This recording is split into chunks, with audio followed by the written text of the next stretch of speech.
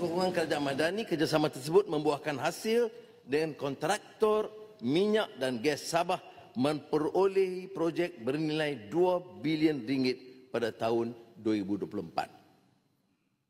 Kerajaan Persekutuan bersetuju supaya kerajaan Sabah mengenakan cukai jualan Sabah ke atas produk petroleum bagi tujuan menjana hasil tambahan kepada Sabah sekitar RM2 bilion satu tahun.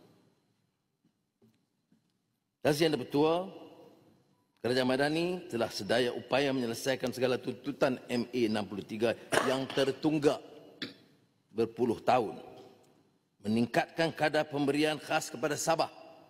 Hanya berlaku peningkatannya sejak tahun 2023. Dan menambah peruntukan mengurus dan pembangunan setiap tahun untuk kerajaan Sabah tertinggi 17 bilion pada tahun ini.